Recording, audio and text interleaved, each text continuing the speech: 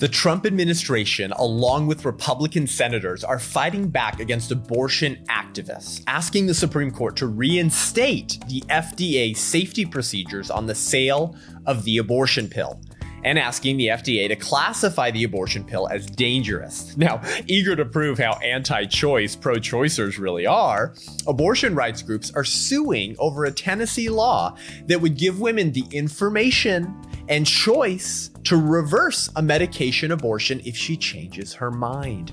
The same people who deny the science that babies are babies are actually saying that this Tennessee law is anti-science.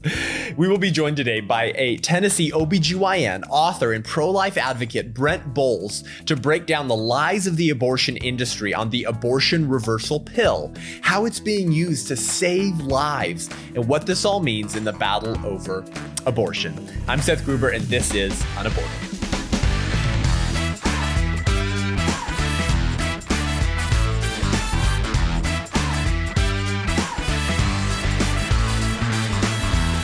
Welcome to UnAborted with Seth Gruber. Thanks for tuning into the show today. Hey, if you haven't given the show a rating and review yet, please do so. It really helps us reach more people. Our audience base is really starting to grow. We have more people joining our Patreon team, and that really helps us. So let us know what you think. We'd also like to thank a couple patrons of the show today over on patreon.com/unaborted, John Perez and Daniel Mishkin. Daniel Mishkin and John Perez, thank you for being patrons of the show and supporting our mission here at UnAborted to expose the bigotry of the pro-choice movement, to pull back the curtain on choice, and to bring moral and spiritual clarity to the issue of abortion by equipping individuals to stand for life.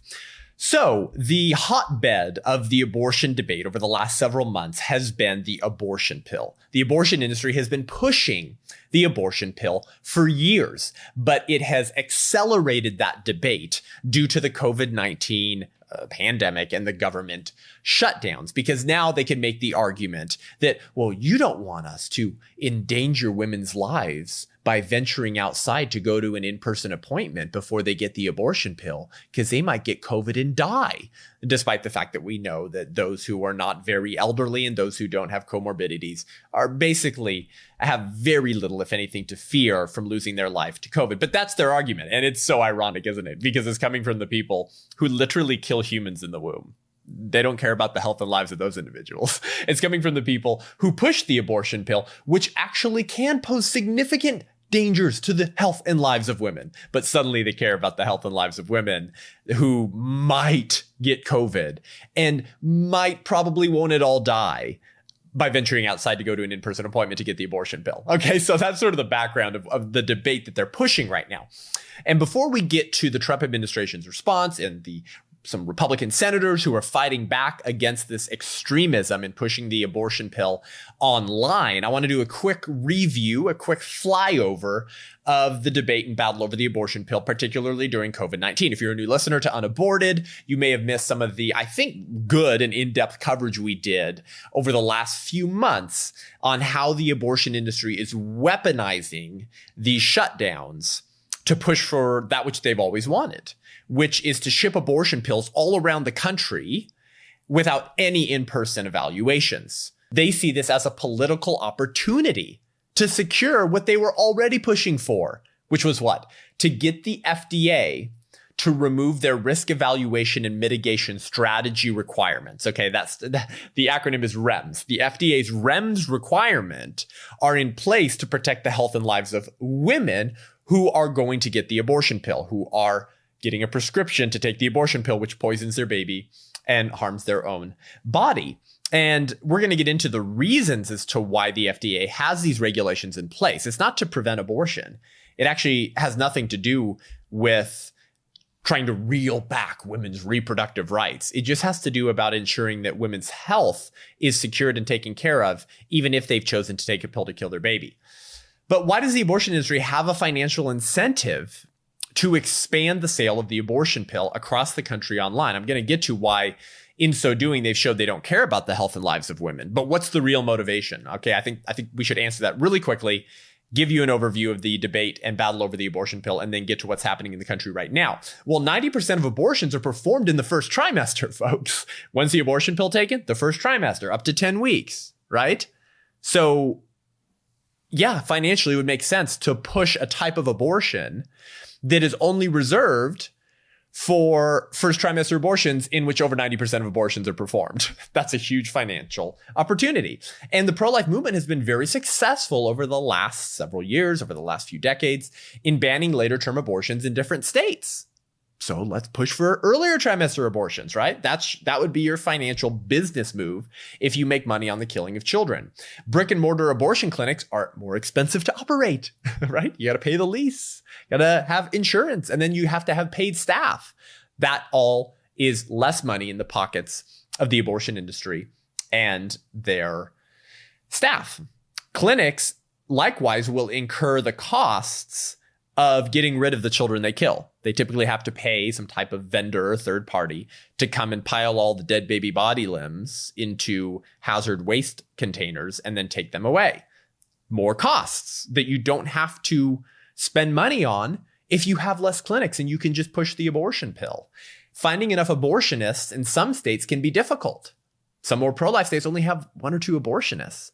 But if women don't have to go in person to get an abortion, if they don't even have to go in person to get the pill, they can just do a telemedicine FaceTime call with the only abortionist in their state, then you don't have to have as many abortionists. And of course, the abortion pill is cheap and easy to manufacture and can be shipped all around the country as long as they can continue to have the FDA get rid of their safety requirements. Okay, so that's the financial motivation and incentive. Well, in May, the American College of Obstetricians and Gynecologists and other abortion supporting groups sued the Health and Human Services and the FDA with ACLU lawyers, no surprise there, the greatest legal enemy to the unborn, to challenge the FDA's risk evaluation mitigation strategy rule, their REMS rule, the safety regulations they have in place on the sale of the abortion pill.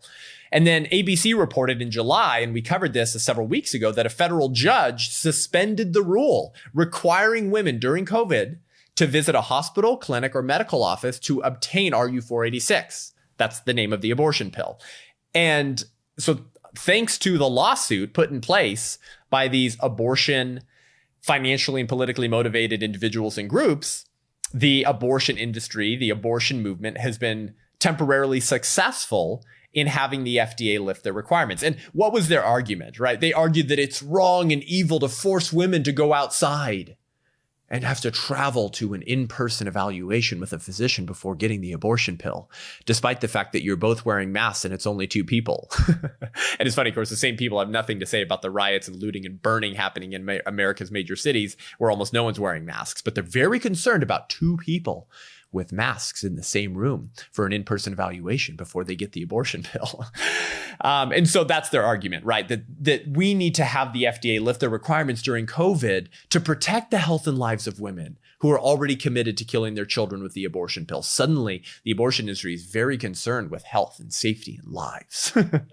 So what is the abortion pill? Again, if you haven't been listening to the show and you're not aware of what the abortion pill is and what it does, it's called RU486. It's taken up to 10 weeks gestation. It's a 2-regimen pill. The first regimen is called mifepristone or Mifeprex. A woman takes it at the clinic in which she is prescribed the pill. After she takes the pill, it blocks the hormone progesterone. Progesterone is the natural hormone needed to stabilize the lining of the uterus. Without progesterone, the lining of the uterus breaks down, cutting off blood and nutrients to the child who is starved to death. So mifepristone starves little humans in the womb. Okay. Then within 24 or 48 hours, she takes misoprostol, which forces her uterus to have contractions, and she expels her dead baby into the toilet.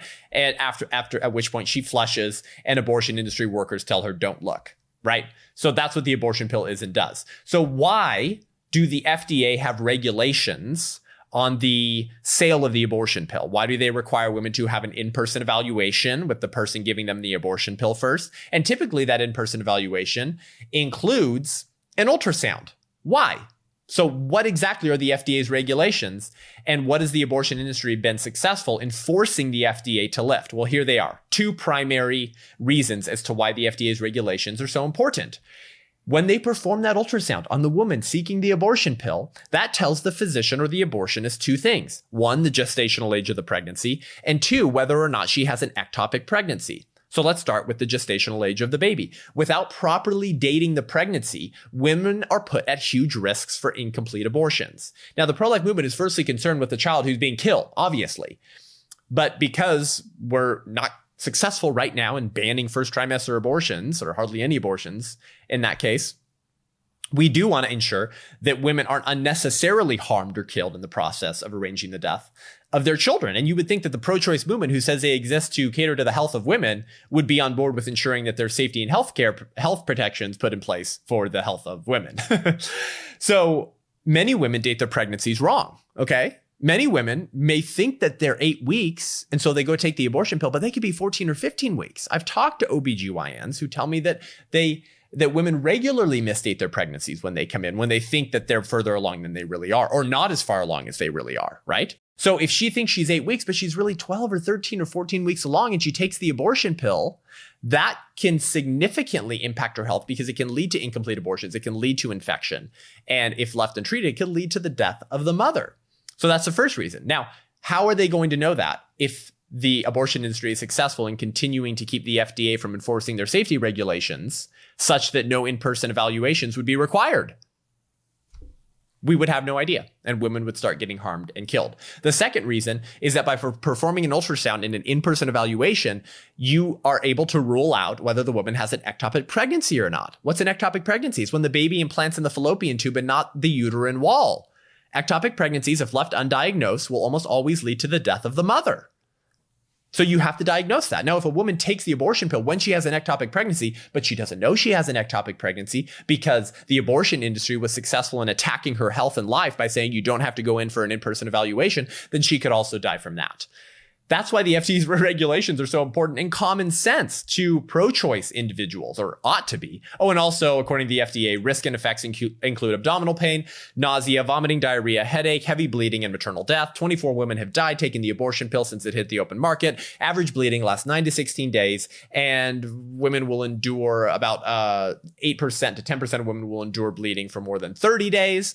A 2000 Oxford University Press study found that the average failure rate of the abortion pill is about 8%. That translates to about 1 in 12 women who will have incomplete medication abortions and will have to go back in for surgical abortions, which have their own risks as well. Okay? So that's your flyover background of the abortion pill and why the FDA safety regulations are more than warranted. And so the pro-choice movement is showing their true face. The mask has slipped, and we can see them for the leprous villains that they are. Their cards are fully being shown. It's clear that they do not care about the health of women. The partisans of abortion are willing to sacrifice the health and lives of women that they claim to serve on the altar of ensuring and expanding abortion access. In other words, 10xing the amount of abortions they do is far more important to the abortion industry than protecting the health of women. And that has become abundantly clear. So next, we're going to get to the Trump administration's response to all of this and what Republican senators are doing to fight back. But first, if you like this show and want to hear more great content and commentary from the front lines of the abortion wars, then head on over to patreon.com/unaborted and consider becoming a patron of the show. Check out our new tiers on there. I think we have about 9 different ones, obviously all at different monthly financial commitment levels, but you get all sorts of perks just available to patrons if you want to sign up. The pro-life movement needs your help. The pro-choice movement makes a lot of money on the killing of children, and they get massive political donations, and they get a ton of our tax dollars. The pro-life movement is largely privately funded, and we need your help to reach more people. So if that's on your heart and you want to consider helping expand the reach of this show, the amount of episodes that we do, and the type of content that we create to change minds, change hearts, and save lives, consider doing that. Thank you so much, and we'll be right back with a whole lot more.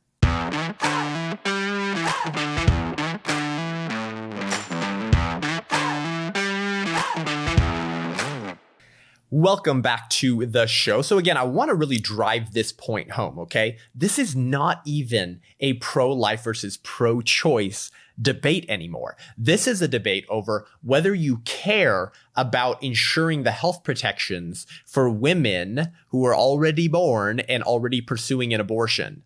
This is not even about pro-life versus pro-choice anymore. It's simply, do you support the FDA safety regulations to ensure that the best type of safety precautions and medical care and precautions are put in place so that women are not unnecessarily harmed in the process of pursuing a medication abortion.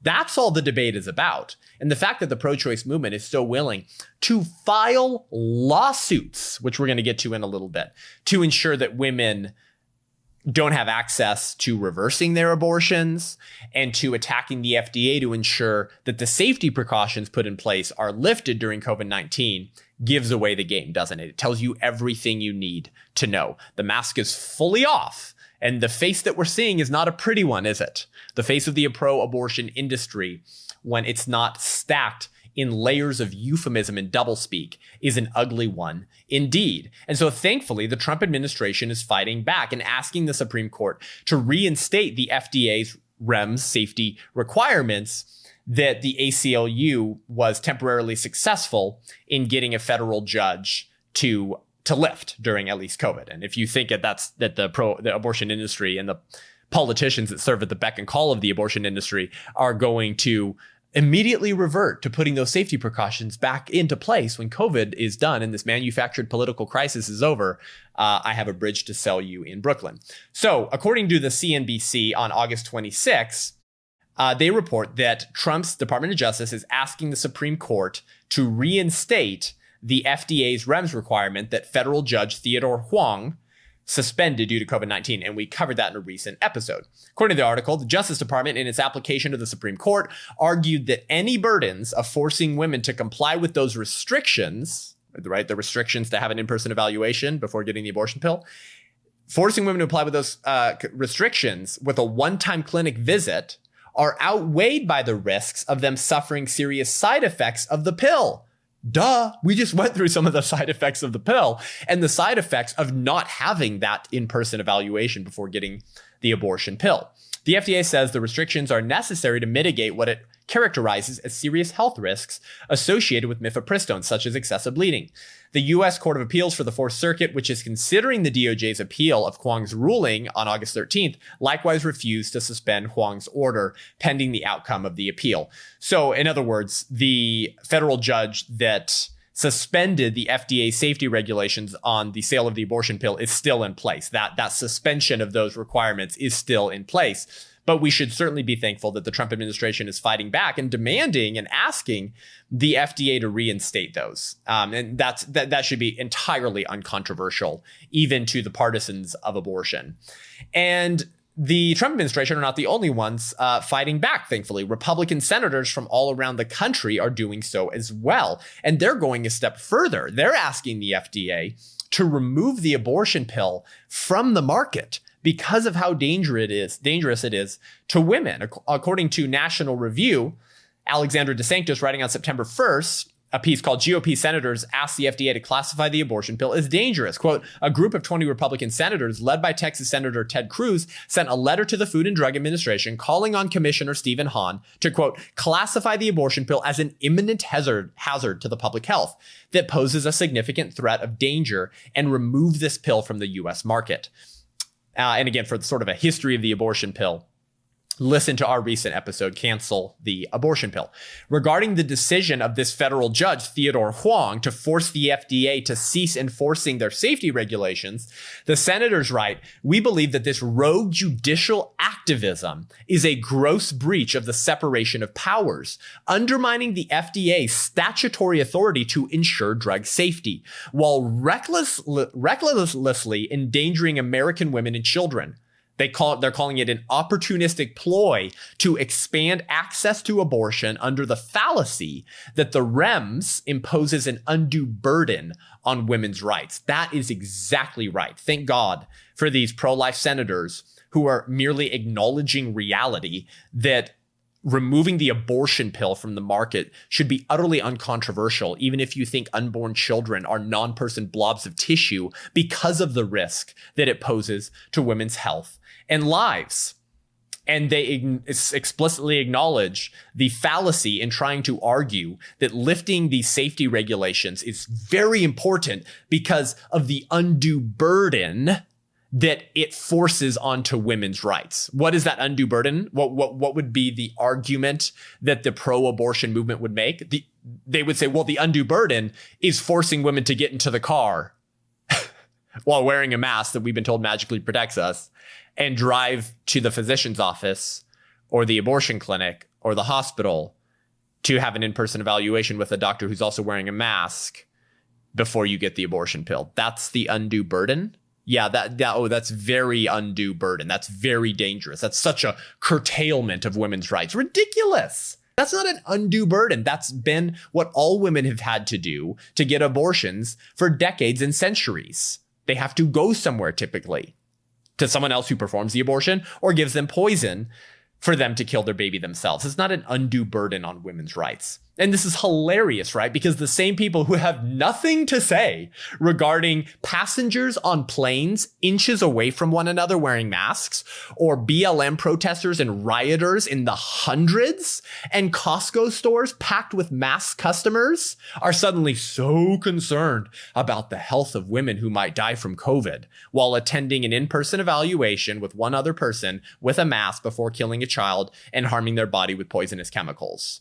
If you believe this line that really just concerned with the health and lives of women, I don't know what to tell you. They're taking their mask off while insisting we wear them and showing the politically motivated actors that they really are. This is about expanding access to abortion so that they can continue to turn massive profits on the killing of children, ensuring that when women want to get an abortion, we can just tell them, you don't even need to go to the physician's office. Just jump on a FaceTime call with an abortionist and we'll just send it right to your house. This is the new horizon of the abortion industry. And again, thank God for these Republican senators for fighting back. The article by DeSantis continues and said the letter by the Republican senators also notes that President Bill Clinton's administration rushed the abortion pill through the FDA approval process under political pressure, saying it is nakedly obvious that the abortion industry and its allies in the media, billionaire philanthropic circles, and special interest groups have wanted an unregulated and demedicalized abortion pill since the moment the FDA first approved it in 2000. And again, for more on the history of the abortion pill and the incentivized actors behind its production and sales, go listen to our episode, Cancel the Abortion Pill, and go to liveaction.org and navigate to their Abortion Pill Kills investigative video and report. And you will likely be disgusted with the history of the abortion pill, the way that it was fast-tracked to mass production and sales, and the types of eugenics and bigotry that were involved in the inception and genesis of the abortion pill. So these are some of the people who are fighting back and refusing to comply with the demands of the abortion industry, and federal judges who are going along with the abortion industry's goals of ensuring that no type of hindrance is in place whatsoever to women getting abortion pills, to women killing their children, so that they can 10x their sales on the abortion pill while claiming this is for the health and protection of women's lives because we don't want them to get COVID by venturing outside and going to an in-person evaluation that the FDA says is simply in place to ensure that women don't unnecessarily die from undiagnosed ectopic pregnancies or babies who are older than they think they are. And that's why these safety regulations are in place. They want to get rid of all of that. So next, we'll be speaking to a special guest to discuss Tennessee abortion activists who are currently suing the state, ready for this, to prevent women obtaining these abortion pills, obtaining a medication abortion, from being told that she can reverse it if she changes her mind within the first day or two. Oh, can't tell women that. Can't tell women that. We're only pro-choice until the point that we don't want certain information given to women to make informed choices. So we're going to talk to our guest next. But first, I have an exciting announcement. My university speaking tour this school year is entitled The Myth of the Pro-Choice Feminist, examining the history of the women's movement and the sexual revolution. And we will discover how the two got in bed with each other and the damage that their infidelity wrought on women, families, and preborn children. So for questions and bookings to consider bringing this to your college or club in the fall or in the spring, email me at seth@sethgruber.com, seth@sethgruber.com. And we will also have this available in a tabling format for those of you who want to do activism on your college campus, but can't do indoor events because we're all going to die from COVID. You can also contact me through social media, and we'll be right back with a whole lot more.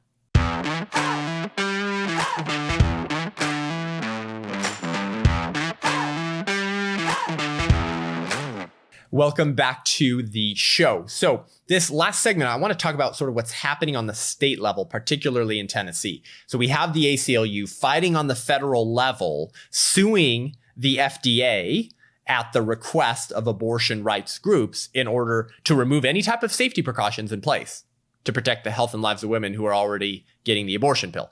Then we have the Trump administration, Republican senators acting on the federal level to try to get the abortion pill out of the U.S. market and to get the FDA to put their safety regulations back in place to protect women and families. But this battle is happening at the state level as well, because this is the hotbed of the abortion wars right now. This is the push, far more than any other aspect of the abortion debate right now.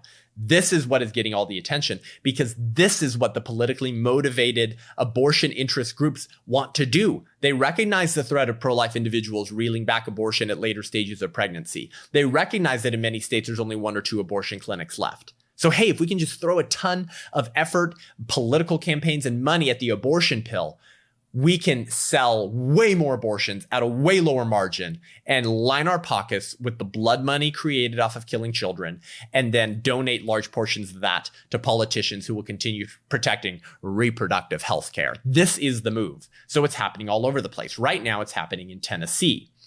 The abortion rights groups are challenging a Tennessee law simply requiring women who are obtaining abortion pills that those women are informed by those giving them the abortion pill that the procedure can be reversed if they change their mind within the first 24 or 48 hours. That's just called informed consent, folks. This is not controversial. None of what we have talked about, hardly in this episode today, should be something that pro-choicers disagree with. And the fact that they do gives away the game. It shows that women seeking abortions are political pawns that they will happily throw into the fire, sacrifice onto their altars of expanding abortion access. According to ABC News on August 31st by Kimberly Crusay, talking about this lawsuit that seeks to block the Tennessee abortion reversal law. The article says the law focuses mainly on banning abortion once a fetal heartbeat is detected, about 6 weeks into pregnancy, before many women know they're pregnant. That portion was challenged just hours after the GOP-dominated State House advanced the bill during the final hours of the annual legislative session. However, also tucked into the 38-page law is a requirement that doctors must inform women that drug-induced abortions may be halted halfway. Right? Reversed. Medical groups say the claim isn't backed up by science, and there is little information about the reversal procedure safety. And a federal judge has since granted a temporary restraining order on the fetal heartbeat ban, arguing that he was, quote, bound by the Supreme Court holdings prohibiting undue burden. There it is again, undue burden on the availability of pre-viability abortion. So the Tennessee pro-life law is currently being blocked from going through. So to discuss this battle happening in Tennessee right now, I have invited my friend Dr. Brent Boles onto the show. Dr. Boles is a practicing OBGYN in Tennessee. He is an author and pro-life advocate and has engaged publicly defending and explaining how the abortion reversal pill works, why women should be informed about their option to use it should they change their mind, and debunking the lies the abortion industry tells about the abortion reversal pill. So welcome to the show, Dr. Boles. Good morning, Seth. Thank you so much for coming on, and thanks for all that you do. Well, you're very welcome. It's a privilege. So I just explained to our listeners what's going on in Tennessee, in your great state, regarding the lawsuit brought by abortion rights groups against the state's pro-life law that simply require women obtaining a medication abortion be told by the physician that it can be reversed by the abortion reversal pill, and letting them know the success rate and chance, and presenting that option and information to them. So first, just as someone who's sort of on the front lines, on the grounds there, explain to us what the abortion reversal pill is and how it works. All right. Well, the abortion pill is basically a progesterone blocker. Progesterone is a hormone produced by the ovary during the first trimester of pregnancy and then produced by the placenta for the remainder of the pregnancy, and it's vital to the survival of the pregnancy. It promotes better blood flow so the child gets the oxygen and fluid and nutrition it needs. It keeps the wall of the uterus relaxed so that the mother doesn't go into labor too soon, and it's the pregnancy can't survive without it. So a French chemist developed a chemical compound that blocks the action of progesterone. As you have described very eloquently in a prior podcast, he worked for a company that was a descendant of the company that produced Zyklon B that was used to kill Jews in World War II in the Nazi gas chambers. Well, that's the heritage and the lineage of this particular chemical. And that's what it is. It's a chemical. It blocks the action of progesterone so that the child suffocates and starves. The placenta becomes weak and necrotic, and then with the aid of the second medication in the regimen, the misoprostol, the uterus cramps like it does during labor and expels the contents.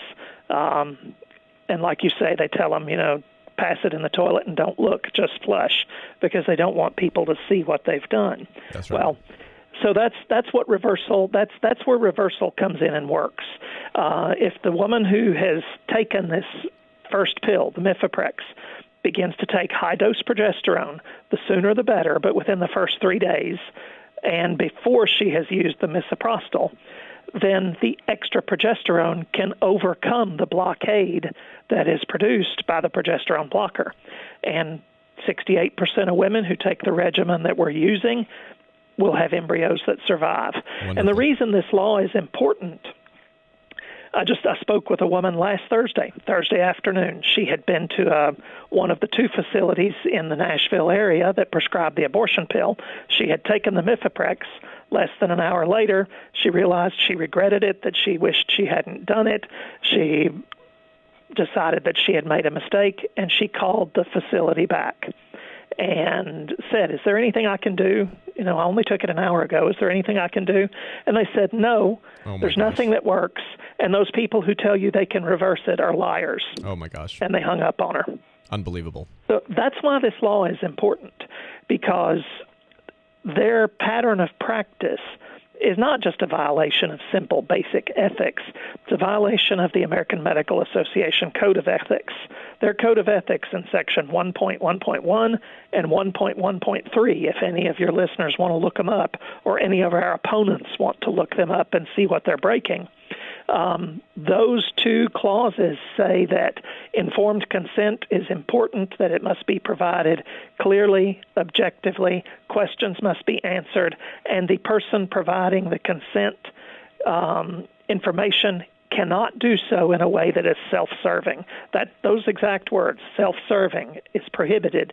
That self-serving that's in there. It's in the Code of Ethics. Wow. So what is the abortion industry doing when they're telling people that you can't do anything about this? They're self-serving because they're not advocates for women. They're advocates for abortion. That's right. That's incredible, Dr. Boles. Yeah. So I mean, obviously, if they were truly pro-choice, they would be pro-information, which enables women to make informed choices. But if it's just progesterone, right? So a natural hormone, which the abortion pill blocks, it seems that, explain this to me, it seems that such a pill wouldn't be dangerous at all to women's health, just sort of from my somewhat informed perspective. Is that right? It's not dangerous at all. That is so much smoke and mirrors. For all your listeners, if you're on any kind of hormonal birth control, then you are taking a form of progesterone. Most all forms of hormonal birth control have some form of progesterone in them. So what's one of the things Planned Parenthood does? Oh, we provide birth control. Okay, you're already giving progesterone to what you claim to be millions and millions of women. But you want to tell us that reversing it with progesterone, reversing an abortion with progesterone, is dangerous? Progesterone only becomes bad when it's being used to save the lives that the abortion industry has a financial incentive to poison and kill. Exactly. Okay, wow, that's very helpful. We've been using it for more than 50 years in women's health. Wow. Menopausal women who haven't had a hysterectomy that are taking hormones are on progesterone. We use it to prevent preterm labor, so we give it in pregnancy. And there's actually an FDA-approved use of progesterone during pregnancy to reduce the risk of preterm labor. And more articles are coming out. The very medication that we use to provide reversal. There was an article in what's called the Gray Journal, the journal of it's an OBGYN journal, very academic, very neutral in most cases. Article in just the most recent issue that talks about using high-dose prometrium, the medication we use for reversal, to reduce the risk of miscarriage in women that have had multiple miscarriages. So its use in the first trimester as safe and effective is being promoted by part of the OBGYN community, but opposed by abortion advocates. Wow. So, yeah, just like cancel culture, the left selective outrage kind of gives away the game. They have no problem with progesterone in any other sort of vertical market or usage, except when it's saving babies that they can make money off of killing. So Exactly. that's very helpful, Dr. Boles. I want to get to this next. So the abortion industry, right, and I went through this earlier in this episode with my listeners, says the reason they are so concerned with the availability of the abortion reversal pill, and specifically in your state, the requirement to tell women that they can change their mind and reverse the abortion, is because, Dr. Boles, studies have actually shown it is dangerous to women. And it's out of their great commitment to protect women's health that they oppose the reversal pill. And they cite studies from George Delgado in San Diego back in 2012 and Dr. Mitchell Creenan of UC Davis most recently. And when sort of the abortion reversal pill debate was starting to rage all across the the pro-life movement and the pro-choice movement, all these articles came out, right, from just garbage heap websites like Cut and other ones saying that we have to oppose this because women are dying, women are bleeding. Is that true? And how should we think through the studies that they're pointing to saying this is actually dangerous for women? Oh, it's absolutely not true. And there's an easy way to look at it if you just evaluate the literature. The article by Dr. Delgado back in 2012 was not a randomized study. There are different kinds of medical studies you can do. There are randomized, controlled, double-blinded studies, which is that's the Cadillac, the gold standard, the best kind of study you can do if you can do it. But then there are also case series reports. There's a method called meta-analysis where you look at a group of case series reports and combine all the results. There are all kinds of ways to do medical studies, and not every medical breakthrough that we have is the result of a randomized, controlled, double-blinded study. We're hearing a lot of this about the COVID epidemic and the use of hydroxychloroquine. They're telling us that there are no randomized, controlled, double-blinded studies that says this is safe or effective. Well, there are also no randomized, controlled, double-blinded studies that say it's not.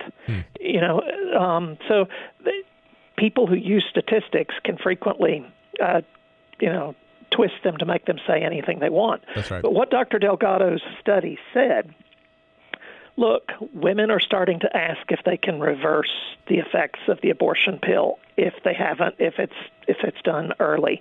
So we tried this because based on the rock-solid principles of pharmacology, if you have given a hormone blocker, you can give the hormone to overcome that. That's a basic principle of toxicology. Right. If someone has taken something that's poisonous or harmful, you can give them high doses of something that opposes that. That's general pharmacology and science. So Dr. Delgado said, We've looked at supplementing with high-dose progesterone. We've used high-dose progesterone in high-risk pregnancies and in women's health care for decades. It's safe. This medication is already approved. So here's a series of 6 women who we gave them progesterone immediately after they took the Mifeprex, and 4 of them had babies that survived. And that was the only conclusion he made. Wow. And, basically said, we need to do further research on this. So they did. But that study of 6 is usually the only one that the abortion advocates point to. They ignore the fact that there are 3 or 4 other studies who have come out since then investigating larger numbers of people. And the largest one evaluated 754 women. Now, that's more than 6. Wow. 754 women. And of the women in that group who took the regimen that we are currently using through the abortion pill reversal network, 68% of them had surviving babies. Wow. If the woman takes the Mifeprex and isn't told that she can take progesterone, but says, I'm sorry I did that, I don't know what I can do, but I'm not going to take my misoprostol. If she does that, there's an fetal or embryonic survival rate of only 8%. Wow. So the Mifeprex by itself will kill 92% of the babies, but 8% will survive as long as they don't take the Mifeprex. Those are not pro-life statistics. Those are abortion industry and FDA statistics. Wow. So if you don't like it, take it up with them, folks. So going from 8% survival to 68% survival, that's a huge statistical difference. And when you're basing that on a number of people that numbers in the hundreds, not just half a dozen, that's a solid conclusion. Now, they're basing their recent recommendation, they took a victory lap and waved the abortion flag when Dr. Mitchell Creenan came out with a paper. He decided, with a lot of fanfare, that he was going to, and he's an abortionist, by the way, he decided he was going to disprove abortion pill reversal. So he created a study, and the study design involved two groups of women.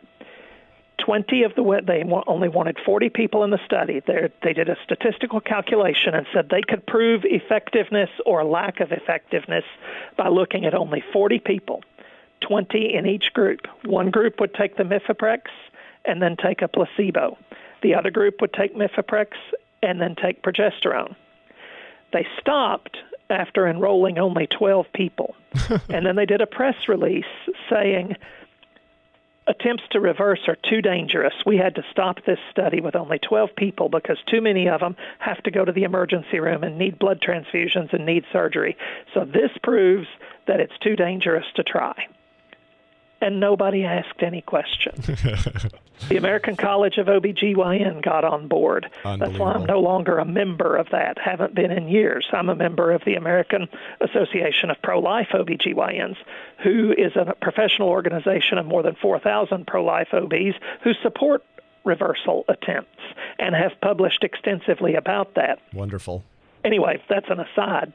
So look at the group of 12. They had 6 in the placebo group and 6 in the treatment group. They had 3 women out of the 12 who went to the emergency room for bleeding. One of the women was bleeding but did not need a D&C, did not need surgery, and did not need a blood transfusion. One of the women needed a blood transfusion because she bled so much. The other one needed both a blood transfusion and surgery. So which groups were those women in? The one woman who went to the emergency room and did not need blood and did not need surgery was in the treatment group. She took the Mifeprex and then she took the progesterone. The progesterone for her was not successful.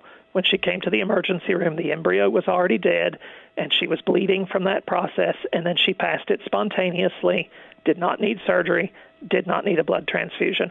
The other 5 in that group had surviving embryos.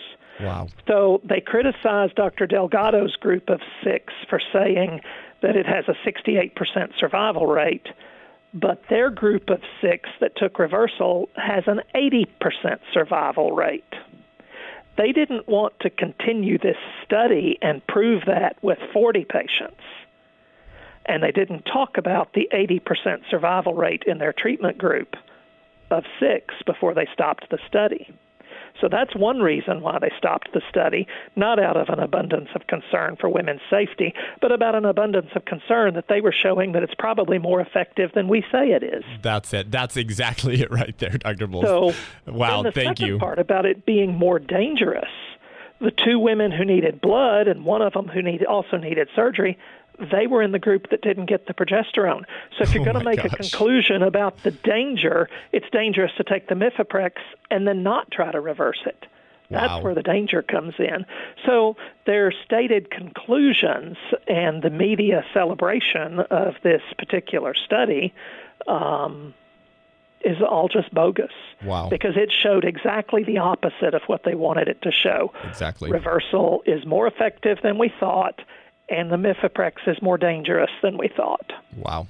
Well, it was wonderful to have Dr. Boles on the show. You can follow him on Facebook. He has written on the abortion issue and shares really good medical information, particularly right now on this push by the abortion industry to not even tell women that while they're getting the abortion pill, that if you change your mind, that there's an abortion reversal pill and has a pretty high percentage success rate, up to maybe 65 or 80%. No, we can't tell them that, right? So you can follow him for more information on that. I want to just add a closing comment to the conversation we had with Dr. Boles.